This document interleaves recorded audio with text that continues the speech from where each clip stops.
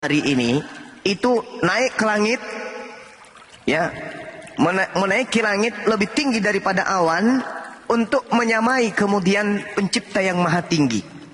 Mau menyamakan dirinya, ingin menyamakan dirinya.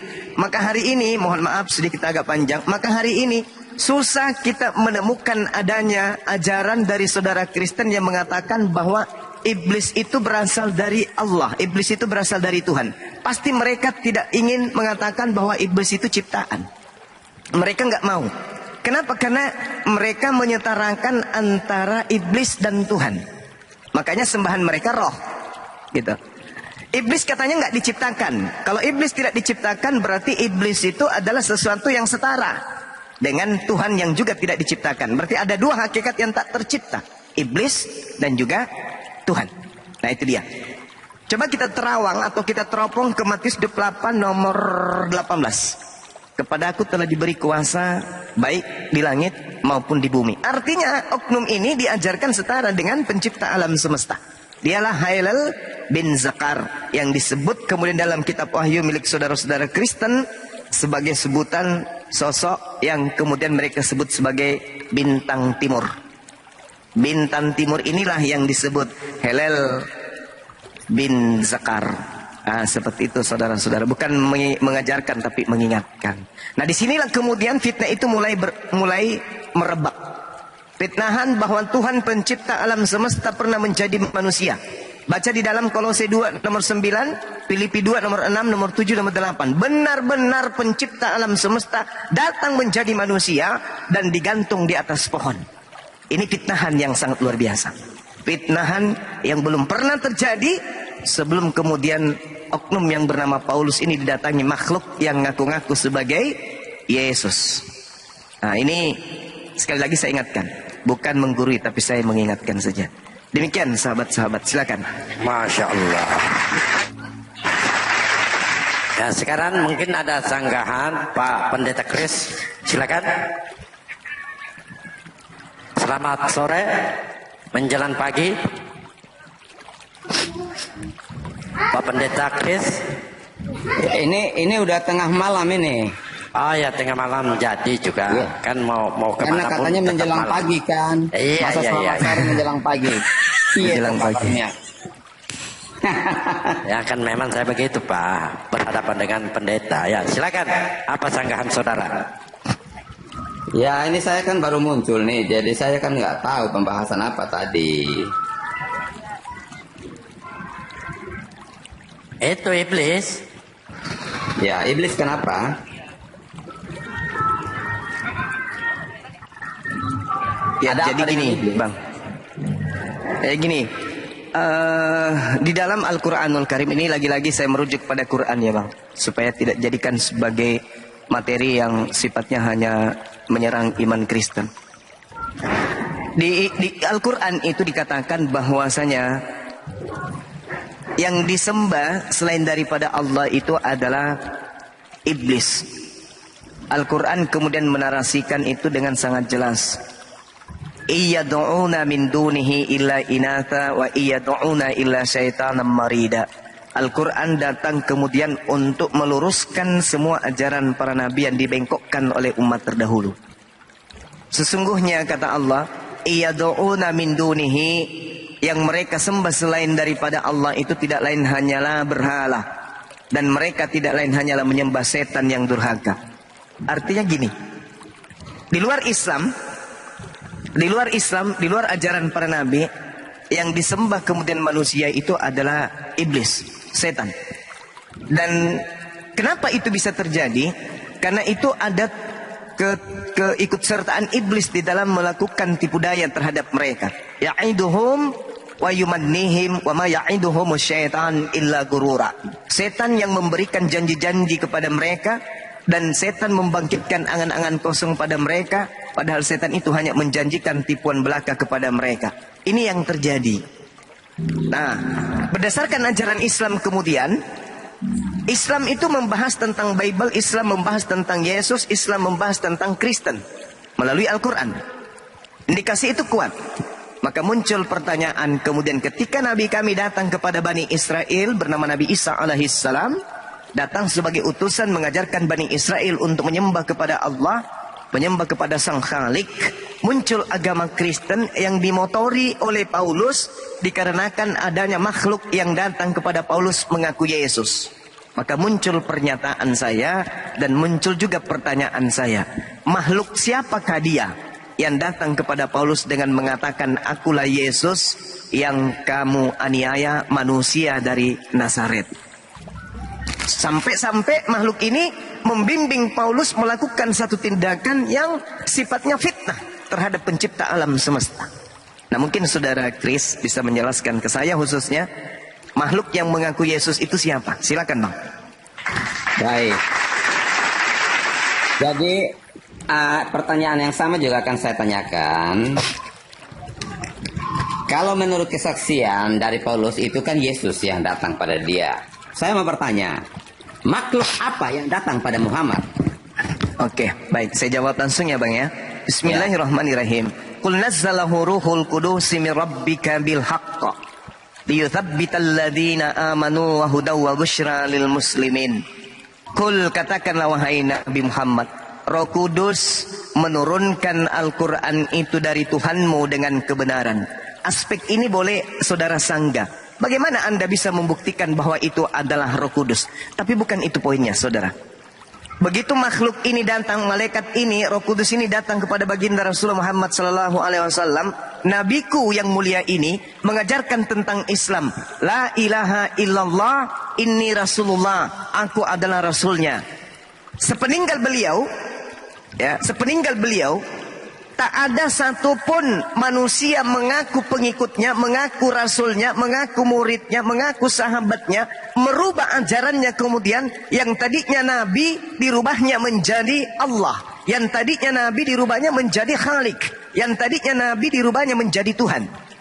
Seketika ajaran Roh Kudus yang datang kepada beliau sampai hari ini 1400 tahun tidak pernah berubah. Nah, bandingkan dengan Yesus. Yesus datang kepada Bani Israel, mengaku Nabi, mengaku Mesias, mengaku utusan, mengaku anak manusia, mengaku kemudian gembala, pembimbing, jalan, kebenaran, hidup, menuju kepada Allah. Itu ajaran Yesusnya. Bersaksi bahwa dia datang dengan seperangkat mukjizat untuk membuktikan dirinya sebagai utusan Tuhan. Kemudian di tahun 52 tepatnya muncul sosok bernama Paulus merubah ajarannya secara frontal dan totalitas. Yang tadinya rasul, yang tadinya nabi, yang tadinya anak manusia, seketika berubah menjadi Tuhan. Seketika menjadi pencipta alam semesta yang berteofani, yang berinkarnasi menjadi manusia. Berarti ketidaksinkronan antara ajaran Yesus dengan ajaran Paulus itu muncul. Tenganga begitu luas. Maka kewajiban saudara menjawab, siapa makhluk yang mengajarkan Paulus ini? Silakan. Oke.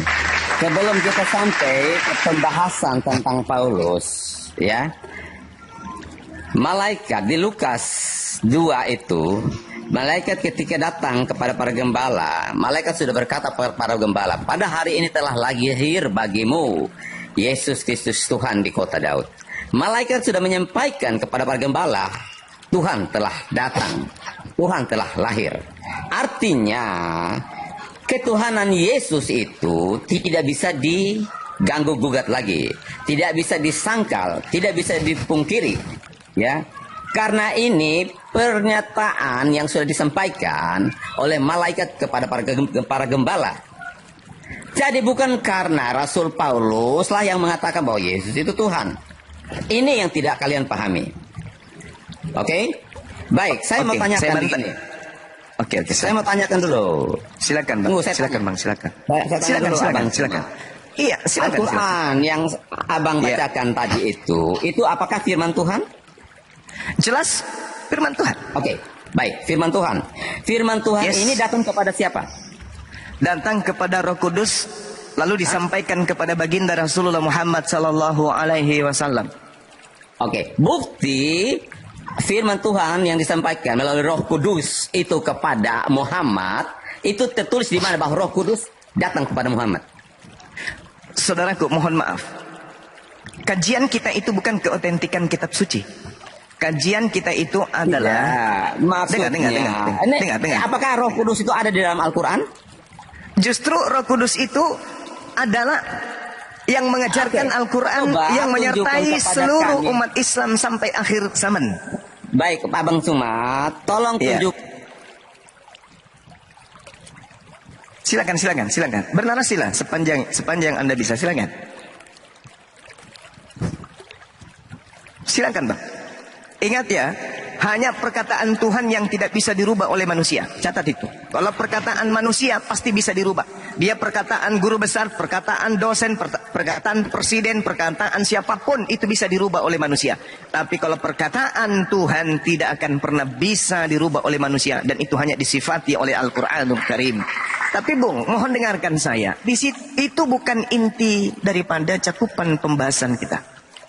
Ini yang kita bahas ini adalah yang merubah ajaran para nabi. Nabi yang mengajarkan Injil kepada Bani Israel namanya Nabi Yesus. Nabi yang mengajarkan Al-Quran kepada umat Islam namanya Nabi Muhammad SAW. Cakupannya itu. Nah, ketika kemudian sahabat, ketika kemudian Al-Quran didatangkan, tak ada satupun orang yang kemudian melantik pembawa Al-Quran ini menjadi Tuhan. Berbeda dengan Yesus. Ada manusia yang merubah Yesus ini yang hanya penyampai firman menjadi Tuhan. Itu. Nah, kalau saudara mengatakan, sabar, kalau saudara mengatakan di dalam Kisah Para Rasul 2, malaikat telah mengatakan, Lukas 2 dan seterusnya, malaikat mengatakan telah lahir, yaitu juru selamat Tuhan di kota Daud. Itu cerita yang dibangun oleh Lukas. Sekarang kalau itu adalah Tuhan, yang lahir ini adalah Tuhan, coba Anda lihat 2 Yohanes 1 nomor 7. Barang siapa yang tidak mengaku bahwa Yesus itu adalah manusia yang datang, maka mereka adalah antikristus, mereka adalah Dajjal. Bisa mana yang benar, Bang? Mana yang benar? Yesus ini manusia atau Yesus ini Tuhan? Bisa di-skip di situ? Silakan. Kenapa ayat di Lukas itu Anda tidak mempercayai, sementara ayat di pertama Yohanes itu Anda percayai? Bukan, deritanya itu bukan di saya, Abang. Deritanya itu di Anda. Coba, tunggu. Saya bacakan dulu. 2 Yohanes 1 nomor 7. Sebab banyak penyesat yang telah muncul dan pergi ke seluruh dunia, yang tidak mengaku bahwa Yesus telah datang sebagai manusia. Itulah si penyesat, itulah antikristus. Anda mengajukan Lukas 2 nomor 11, hari ini telah lahir Tuhan. Berarti Anda mengimani Yesus datang sebagai Tuhan. Orang yang tidak mengimani Yesus datang sebagai manusia adalah antikristus atau Dajjal. Nah sekarang, apakah Anda mengimani Yesus datang sebagai Tuhan, atau Anda mengimani Yesus datang sebagai manusia? Kalau Anda mengimani Yesus datang sebagai Tuhan, Anda antikristus, Anda Dajjal. Tetapi kalau Anda kemudian mengimani Yesus datang sebagai manusia, coba Anda berpikir lagi, kenapa ke gereja Anda menuhankan manusia? Kan begitu. Mana? Anda di mana posisinya? Yesus datang sebagai Tuhan atau Yesus datang sebagai manusia? Hati-hati. Silakan, Bang. Hati-hati berargumentasi. Silakan. Saya akan tumpahkan data-data yang Anda inginkan, yang Anda narasikan, saya akan sambar dengan data yang dari Bible. Silakan. Anda mau mengatakan dia datang sebagai Tuhan? Oke, silakan. Berarti Anda adalah Dajjal. Anda ingin mengatakan dia datang sebagai manusia, berarti Anda juga adalah pengikut Dajjal, karena terbukti hari Minggu Anda menyembah manusia. Gimana? Mana yang benar? Yesus datang sebagai manusia atau Yesus datang sebagai jelaskan dulu. Tuhan? Silakan. Silakan. Iya. Jadi itu kewajiban Allah Anda itu, menjelaskan. Silakan. Wujud Allah itu adalah roh, ya. Kata siapa? Allah itu adalah roh. Kata siapa, Bang? Ketika Allah dengarkan dulu penjelasan saya. Ya. Iya, silakan. Jangan dulu dibantah, bro. Ya, Allah itu adalah roh. Ya, Allah itu adalah Yohanes 4. Dan ketika Allah menciptakan bumi ini kan bukan roh. Alam semesta ini, tumbuh-tumbuhan dan manusia, binatang ini kan bukan roh. Ini media.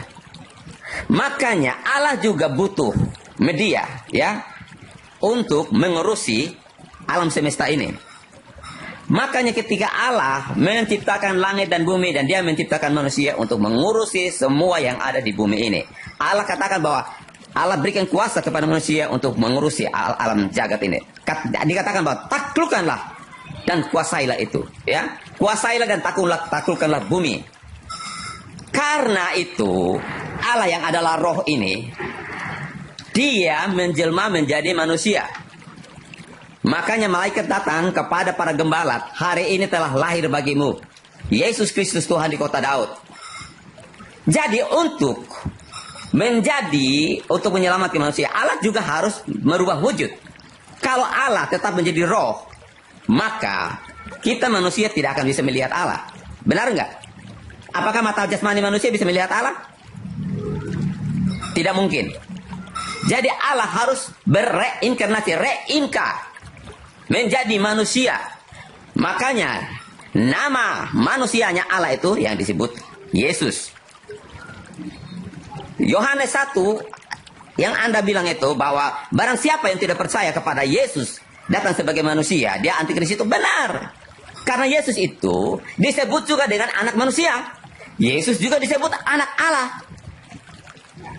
Karena kedatangannya dia ini, dia datang dengan dua natur. Natur manusia dan natur Allah.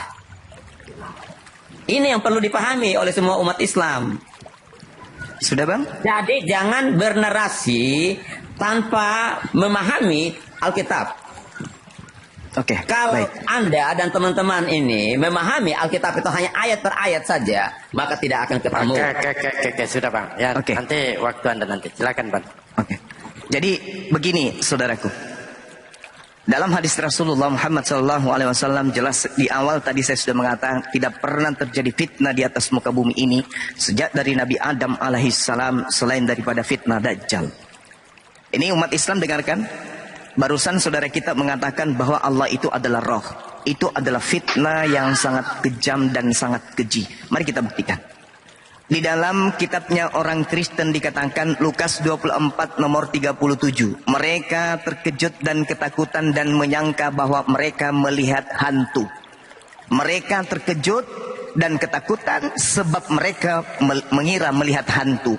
Hantu di sana original teksnya adalah pneuma. Ingat, pneuma itu artinya hantu. Lalu saudara kita mencoba mengatakan bahwa Allah itu adalah roh. Ini fitnah. Fitnah yang sangat besar dan sangat kejam. Kenapa? Karena di dalam original teksnya dikatakan theos pneuma. Theos adalah pneuma. Theos adalah hantu. Pneuma sama dengan hantu. Mereka terkejut dan ketakutan sebab mengira melihat hantu. Pneuma hoteos. Pneuma heteos. Theos pneuma. Jadi bro, dikatakan sabar. Ini giliran saya bang. Nanti Anda tanggapin. Saya sudah dan paham. Saya minta itu. Sabar. Jadi ini edukasi buat umat Islam. Dengarkan. Sabar Pak Kris. Sabar bang. Sabar ya. Di sini kitab Anda Yohanes 4 nomor 24 dikatakan bahwa theos itu adalah roh. Roh di sini bahasa Yunaninya pneuma. Berarti theos itu adalah hantu. Di dalam Lukas 24 nomor 37 mereka kaget dan ketakutan sebab mengira melihat pneuma. Hantu. Berarti hantu. Setan sama dengan hantu. Theos sama dengan hantu. Dan memang betul. Kalau Anda mengatakan Tuhan Anda adalah roh. Iblis juga adalah roh. Malaikat juga adalah roh. Sabar. Betul. Nah, bagus. Saya tepuk tangan dulu buat saudara.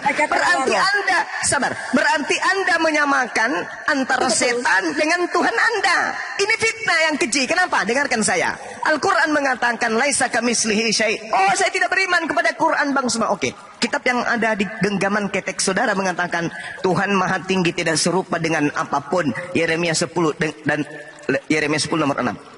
Berarti siapa yang mengarang cerita bahwa Tuhan itu adalah hantu? Coba Anda bedakan dulu antara theos yang adalah roh dan hantu yang juga adalah roh di dalam Lukas 24 nomor 37. Tuhan Anda dan hantu sama-sama roh. Sementara Tuhan memperkenalkan diri kepada para nabi, laisa kamitslihi syai'. Tuhan itu yang maha tinggi tersebut, ta'ala dan maha suci, subhana, tidak serupa dengan makhluk. Itu kitabnya orang Yahudi. Juga diterangkan 2 Samuel 7:22. Aku Tuhan yang maha tinggi tidak serupa dengan apapun. Berarti tidak serupa dengan hantu. Sedangkan orang Kristen mengajarkan bahwa Tuhannya adalah hantu. Tuhannya adalah roh. Ayo, saudara silakan buka KBBI. Roh adalah makhluk halus. Ini fitnah yang terlalu kejam. Maka muncul pertanyaan. Makhluk apa yang datang mengaku kepada Paulus sehingga pencipta alam semesta disetarakan dengan setan? Silakan. Oke. Saya bicara data Bang ya. Saya berharap Anda juga pakai data. Silakan. Jadi menurut abang bahwa Allah itu bukan roh ya? Allah itu bukan hantu. Bukan, ini bukan masalah bicara hantu. Loh, dalil kitab Karena saudara mengatakan Iya, pneuma itu artinya Abang. hantu. Abang, di dalam sistem kerajaan Allah yang namanya kerajaan Allah di sorga itu penghuninya adalah semua roh. Tetapi di dalam sistem kerajaan sorga yang dihuni oleh roh itu ada pemimpinnya yang tertinggi. Pemimpin yang tertinggi adalah Allah sendiri, pencipta langit dan bumi. Rajanya roh, gitu. Ya. Dan dia, bagus. pencipta langit dan bumi itu memiliki yang namanya pelayan-pelayan. Siapa itu pelayan-pelayannya? Malaikat-malaikat. Salah satu malaikat tertinggi adalah Lucifer. Ya. Lucifer itu tugasnya di sorga itu dia memimpin puji-pujian di sorga. Lucifer itu adalah tangan kanannya Allah dulu sebenarnya. Tetapi karena kesombongannya menyamai Allah, maka Allah melemparkan dia ke bumi dan dia membawa 2/3 daripada malaikat jatuh ke bumi. Allah lemparkan semua ke bumi. Jadi semua makhluk ini adalah makhluk roh. Tidak ada makhluk jasmani. Semua adalah roh. Tetapi di dalamnya itu ada kepemimpinannya. Di dalam kerajaannya itu yang namanya kerajaan Allah itu dipimpin oleh Allah sang pencipta langit dan bumi. Setelah kejatuhan iblis, maka Allah menciptakan manusia, Adam dan Hawa. Dan Allah menempatkan mereka di Taman Eden. Menurut Abang Zuma yang pintar, saya minta maaf. Taman Eden itu ada di mana? Jangan terlalu melebar kemana-mana Abang. Jangan terlalu melebar kemana-mana. Oke, baik. Ketika saudara mengatakan Lucifer jatuh ke bumi dan ingin menyamai Tuhan yang maha tinggi, apakah Anda tidak pernah berpikir bahwa Lucifer itulah yang datang kepada Paulus? Oke, Abang. Ya. Baik, kita apple to apple ya. Siapa yang datang? Apakah Lucifer datang kepada Paulus? Apakah Lucifer datang kepada Muhammad? Kita apple to apple antara dua rasul. Baik. Baik. Siapa di antara Muhammad dan Rasul ini yang hidupnya berkenan kepada Allah? Oke, baik. Kita mau apple to apple? Oke. Sekarang ketika Yesus mengatakan di dalam Matius 24 nomor 24 munculnya Mesias palsu dan nabi palsu. Mesias di sini sama dengan Yesus. Sekarang pertanyaan saya, sejak kapan ada Yesus palsu datang kepada Nabi Muhammad? Akulah Yesus yang kau aniaya. Mesias palsu datang mengaku kepada Nabi Muhammad. Siapakah engkau wahai suara yang kudengarkan di Gua Hira? Akulah Mesias yang kau aniaya. Ingat nasihat Yesus bahwa akan muncul Mesias palsu. Mesias palsu datang kepada Lukas, datang kepada Markus, datang kepada Paulus, datang kepada penulis kitab mimpi di Pulau Patmos. Kalau Anda bisa membuktikan bahwa Mesias palsu pernah datang kepada baginda Rasulullah Muhammad SAW, saya turun sekarang. Saya berhenti menjadi apologet. Kututup semua channel saya, bahkan apologet Islam Indonesia kubekukan. Tapi tunjukkan kepada saya di mana Nabi Muhammad pernah mengaku bertemu dengan Mesias. Baik, silakan. Saya mau, ini kondisi yang berbeda ya antara para rasul Tuhan Yesus dengan Muhammad. Saya mau tanya, Muhammad ini adalah nabi kan? Ini Abang Zuma? Ya, nabi kami dan Anda tidak pernah menjawab pertanyaan saya. Coba, silsilah kenabian Muhammad ini turunnya dari siapa? Anda ditanya apa? Ya Allah ya Karim. Anda ditanya apa? Dari tadi gue udah. Anda ditanya apa? Sebelum masuk, saya berani nggak terima tantangan saya? Enggak, Anda ditanya apa dulu? Saya mengatakan silakan. Jadi baik, saya sama-sama Bang Suma aja. Saya mau tanya Bang Suma.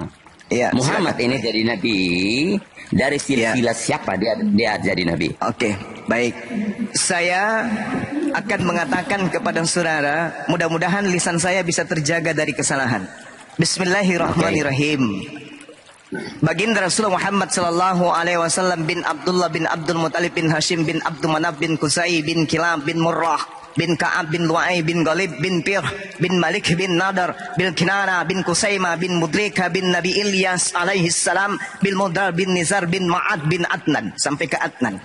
Lalu kemudian diterangkan kemudian bin Adnan bin Adam bin Humaisa bin Salaman bin Iwad bin Mus bin Kiumah bin Abi Awan bin Nasid bin Hisa bin Bulda bil Yadad bil Tabiq bin Jahim bin Nahis bin Maqi bin It bin Abqar bin Ubaid bin Abdi'an bin Hamdan bin Sanbur bin Yusrib bin Yahzan bin Yalhan bin Arwih bin It bin Disan bin Aisyar bin Afdan bin Ayam bin Misqar bin Nasih bin Zari bin Sama'i bin Missi bin Udah bin Oram bin Qaizar bin Ismail bin Ibrahim alaihi salam. Masya Allah. Sampai kepada Khaidar anak kedua, sabar. Sampai kepada Khaidar anak kedua Nabi Ismail. Nabi Ismail anak pertama dari Nabi Ibrahim. Tolong tunjukkan silsilah dari Paulus pendiri agama saudara yang mengaku bertemu dengan Yesus di padang gurun. Silakan. Oke, baik abang. Saya mau bertanya, ya. Jadi ini masih kelanjutan ini. Ini sudah 3 kali saya bertanya dan pertanyaan saudara saya sudah tuntaskan semua. Insya Allah saya akan bantu Anda memahami Islam. Tapi tolong ajarkan saya untuk punya etika yang baik dalam berdiskusi. Tunjukkan satu jawaban dari 3 pertanyaan saya saja. Siapa nama Bapak Paulus? Silakan. Dengarkan dulu bro. Ini kita belum tuntas. Saya belum tuntas dengan kenabian. Memang tidak akan pernah tuntas kalau Anda hanya bertanya dan tidak mau ditanya. Tolong tunjukkan siapa nama bapaknya Paulus yang bisa sampai kepada siapa ya? Yang sampai kepada Nabi Yakub aja, atau kepada Benyamin aja, jangan terlalu tinggi. Kepada Benyamin. Dia di dalam Filipi 3 mengaku aku adalah keturunan Yahudi dari Benyamin. Silakan Anda tunjukkan siapa nama bapaknya bin sampai kepada Benyamin. Kalau tidak ingat, iblis pun tidak punya silsilah. Baik. Silakan. Jadi menurut abang dan teman-teman semua, ini kan Muhammad ini kan Nabi. Anda ditanya itu. Pertanyaan saya, Bung. Saya masih menghargai saudara sebagai seorang Kristen yang aku sebagai anak Tuhan, anak yang penuh dengan Roh Kudus. Silakan Anda diskusi dengan Roh yang ada dalam diri Anda. Pertanyaan saya sederhana, saya sudah tuntaskan dan saya minta kepada para habaib, para cucu Rasulullah yang ada di Indonesia, ketika Bang Sumah kemudian ini salah penyebutan nasab, tolong tegur saya, japri saya keliru. Dan insya Allah saya akan memperbaiki itu. Nah sekarang saya tanya pada saudara, siapa nama bapaknya Paulus yang bermimpi bertemu dengan makhluk aneh yang mengaku Yesus di padang gurun? Akulah Yesus yang kau aniaya. Saya mau tahu, ini Paulus bisa tidak dia dipercaya? Kalau bisa tolong tunjukkan nasabnya, silsilahnya dari Benyamin. Silakan. Baik. Sebelum saya menjawab silsilah Paulus, jangan di-mute biar dia bernarasi. Iya, silakan Bang. Semakin Anda bernarasi, semakin Anda ditertawakan kalau Anda jauh dari pertanyaan saya. Silakan. makanya saya jangan di-mute dong, bro. Iya, Bang. Silakan. Jangan di-mute sahabat. Iya, saya belum tuntas dengan Muhammad nih. Sebelum saya masuk ke Paulus, Anda tidak akan pernah tuntas karena membahas Nabi Muhammad. Umur Anda tidak cukup untuk menyelesaikan itu semua. Rasulullah Muhammad SAW dari sejak sebelum dia dilahirkan, bahkan sebelum langit dan bumi diciptakan oleh Allah, itu sudah dibahas dalam Al-Quran. Sampai kematiannya, sampai akhir zaman, sampai kepada surga. Rasulullah tidak akan pernah habis. Jadi Anda jangan pernah mencari dalih. Silakan Anda jawab pertanyaan saya. Siapa nama bapaknya Paulus yang sampai kepada Benyamin? Atau enggak usah, cukup bapaknya saja. Siapa nama bapaknya? Paulus bin? Tunggu dulu, bro. Saya ini belum selesai. Jadi di HP Anda sebelah kanan ada tanda silang. Itu bisa Anda klik. Ada kata konfirmasi, tinggal klik konfirmasi, Bang. Di mana ayat?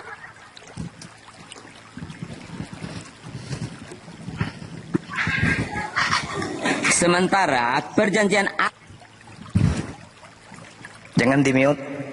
Biarin aja. Jangan di-mute. Jangan di-mute. Sahabat-sahabat sekalian. Ini nggak fair nih. Ya, Kalian asal jangan Anda sendiri yang mute diri Anda ya. No. Silakan. Ya, silakan. Silakan Bang, silakan. Kami memberi ruang. Suma dan Silakan. teman-teman, Bang Suma dan teman-teman ini kan banyak sekali membahas Alkitab, ya kan? Terlalu banyak setiap hari. Makanya saya mau bertanya. Karena janji Allah dengan Abraham. Jadi bertanya lagi nih, ceritanya jadi bertanya lagi, bukan menjawab Bang. Bukan. Sebentar dulu, saya akan menjawab. Perjanjian Allah dengan Abraham di Kejadian 17 ayat 19. Saya bacakan ya. Iya, silakan. Bukan itu topiknya, pindah topik ini. Orang tuanya Paulus siapa namanya, wis?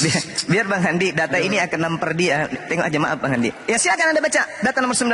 Nanti akan saya bacakan nomor 7-nya. Oke ya? Kejadian 17 ayat 19, demikian kata firman Tuhan. Iya, silakan. Tetapi Allah berfirman, tidak, melainkan istrimu Sarahlah yang akan melahirkan anak laki-laki bagimu, dan engkau akan menamakan dia Ishak. Dan aku akan mengadakan perjanjianku dengan dia menjadi perjanjian yang kekal untuk keturunannya. Perjanjian yang kekal loh Mas Bro. Oke. Sudah? Apakah bisa, namanya kekal itu bisa dirubah nggak? Sudah? Bentar jawab dulu. Iya, sudah, saya akan jawab. Kekal. Iya, saya akan jawab. Yang namanya kekal itu bisa dirubah nggak? Saya akan jawab. Silakan. Anda diam ya. Ini menolong cara Anda memang berdebat kayak gitu. Nggak apa-apa, saya maklum. Tadi saya sudah membacakan silsilah baginda Rasulullah Muhammad sallallahu alaihi wasallam. Nabi Ibrahim alaihissalam melahirkan Nabi Ismail, melahirkan anaknya yang kedua Kedar, kemudian Uram, kemudian Udda, kemudian Mesih bin Subai, sampai kepada Adnan, Adnan turun lagi sampai kepada Abdullah, Abdullah turun lagi kepada baginda Rasulullah Muhammad sallallahu alaihi wasallam. Anda maju ke dalam nomor 19-nya yang tidak ada hubungannya dengan Kristen sama sekali. Ishak keturunannya adalah Bani Israel, tak ada hubungannya dengan Kristen. Kenapa Anda bawa itu? Itu colokok namanya. Sekarang ketika Anda berbicara mengenai agama Anda dan berbicara mengenai agama saya Islam, mundur 2 ayat, mundur 19, mundur beberapa ayat kemudian, 12 ayat, mundur sedikit. Oke? Di situ dikatakan bahwasanya aku akan mengadakan perjanjian antara aku dan engkau serta keturunanmu secara turun-temurun menjadi perjanjian yang kekal. Sekarang saya kembalikan kepada Anda. Anda ngerti kekal? Selama-lamanya. Aku akan menjadi Tuhanmu wahai Abraham, Tuhan anak-anakmu wahai Abraham, Tuhan keturunanmu wahai Abraham, Tuhan kalian secara turun-temurun. Tidak ada yang bisa membantai ini, bahwa Abraham memiliki Tuhan dan Tuhannya itu akan menyembah, dan keturunan Abraham itu akan menyembah kepada Tuhannya Abraham.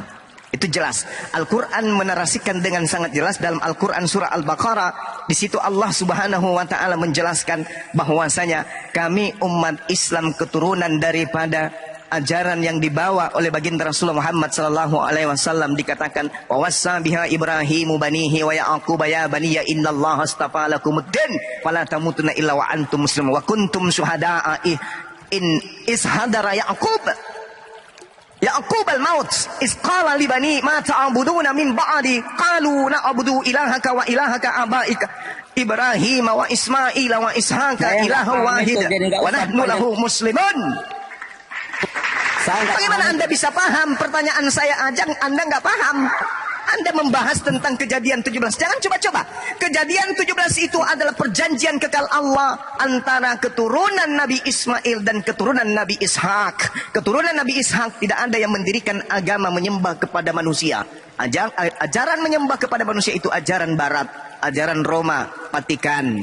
Melalui dasar pijakan pengalihan transmisi antara pengajaran Paulus yang didatangi makhluk dengan ajaran kemudian Dewa Horus yang diajarkan oleh dewa-dewa mereka kepada orang-orang Romawi kuno.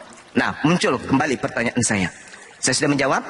Oke, sekarang muncul pertanyaan saya. Siapa nama bapaknya Paulus kalau memang yang datang kepadanya itu adalah makhluk yang benar atau roh kebenaran? Silakan.